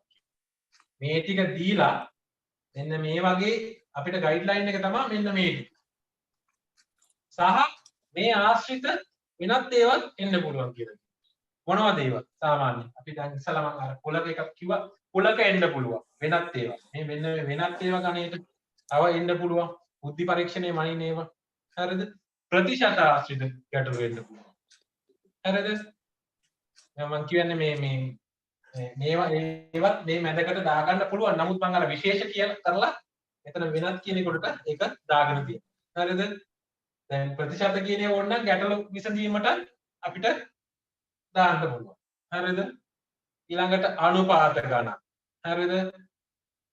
ඊළඟට කුඩා පොදු ගුණාකාර, මහා පොදු ගුණාකාර, ඊළඟට වෙන මොනවාද? එතන කියවිච්ච නැතිව. සංකරණ සංයෝජන. ඔය වගේ මෙන්න මේ බුද්ධි පරීක්ෂණය කියන එකට ගොඩක් දේවල් අපිට ඇතුළත් වෙනවා. විශේෂයෙන්ම මෙන්න මේ ටික සහ තව වැදගත් මම ඔය දැන් කිව්වා වගේ සංකරණ සංයෝජන සහ කුඩා පොදු ගුණාකාර, මහා පොදු ගුණාකාර, ප්‍රතිශත අනුපාත වගේ ගැටලු ටිකක් තමයි ඔයගොල්ලොන්ට බුද්ධි පරීක්ෂණය යටතේ ඉදිරියට අපි හදන ගණන් වලදී ප්‍රශ්න ඔයගොල්ලොන්ට දෙන මොඩල් පේපර්ස් වලදී පාස් පේපර්ස් වලදී අපි සාකච්ඡා කරන්නේ ඒ වගේම ගැසට් එකේ තියෙන්නේ ඒ ටිකයි ඔයගොල්ලොන්ට විභාගයට එන්නේ මෙන්න මේ වගේ සියල්ල හෝ බහුතරය ඇතුළත් වෙච්චි වැදගත් විශේෂයෙන්ම බුද්ධියම ඉන්න උදා ගන්න මේවලම් අතරින් මෙන්න මේ කියන ඒවායින් යම්කිසි ප්‍රමාණයක් 80ක් විතර තියෙන පේපර් එකක්. ඉතින් මම හිතනවා ඔයගොල්ලෝ දැනුවත් වෙන්න ඇති බුද්ධි පරීක්ෂණය කියන පේපර් එකට ඔයගොල්ලන්ට මොන වගේ ගණන් දෙන්න පුළුවන් මොන ගණිත ගැටලු ක්‍රම ආශ්‍රයෙන් ද ප්‍රශ්න පත්‍රය හැදෙන්නේ කියන එක මට දීලා තියෙන වෙලාව සහ මම තවත් පන්තියකට යන්න අවශ්‍යයි. ඒ නිසා අදට මම ඔයගොල්ලොත් එක්ක සාකච්ඡා කරේ විශේෂයෙන්ම බුද්ධි පරීක්ෂණය සම්බන්ධ පේපර් එක කොහොමද හැදෙන්නේ කියන එක සහ අපි ඉස්සරහට හදන්න යන ගණිත ගැටලු මොනවද ගණිත ක්‍රම මොනවද කියන එක. මම හිතනවා ඔයගොල්ලන්ට අවබෝධයක් එන්න ඇති. ඔයගොල්ලන්ට සමහර වෙලාවට ගැටලු තියෙන ඒවාට උත්තර ලැබෙන්නත් ඇති, නොලැබෙන්නත් ඇති. සමහර විට ඒ නොලැබෙන එකක් මට එවන්න එහෙම නැත්නම් අපේ සමීර සර්ට එවන්න අපි ඉඩ තියෙන සෑම වෙලාවකම අපි ඒවට උත්තර දෙනවා. ඔයගොල්ලොන්ට ප්‍රතිචාර දක්වනවා. ගොඩක් වෙලාවට අපිට සතියේ දවස්වල අපි ගොඩක් රාජකාරී බහුල නිසා අපිට ගොඩක් වෙලාවට වෙලාව තියෙන්නේ දැන් සුරාදීර්ඝ සතියන්තේ දවස් විශේෂයෙන්ම. ඉතින් ඒ දේවල් එක තමයි අපි මේ කටයුතු කරගෙන යන්නේ. ඉතින් ඔයගොල්ලන්ටත් ස්තුතිවන්ත වෙනවා මාත් එක්ක හොඳට chat කරලා ප්‍රශ්න ඔයගොල්ලෝ ඉදිරිපත් කරලා ඔයගොල්ලෝගේ මේ answer කියන එක නෙමෙයි මේකත් හරි නේද කියන එක සහ ඔයගොල්ලෝගේ උත්තර දීලා මාව ඉදිරිපත් කිරීම ගැන. එහෙනම් සියලු දෙනාටම අද දවසට සමු දෙනවා. අපි ඊළඟ සතියේ හම්බ වෙනවා. අපි හොඳ උද්‍යෝගිමත් ගණන් ටිකකින් හම්බෙමු. මම හිතනවා ඔයගොල්ලෝ හැම දිනාටම විශිෂ්ට ප්‍රතිඵලයක් ගන්න පුළුවන් වෙයි කියලා. එහෙනම් ආයුබෝවන් සුබ රාත්‍රියක්. බොහොම පරිස්සමින් අත්‍යවශ්‍ය කරුණකට ඇරෙන්න. ගෙදරින් පිට නැතුව ඔයගොල්ලෝගේ කටයුතු කරගන්න. සියලු දෙනාටම සුබ රාත්‍රියක්. ස්තුතියි.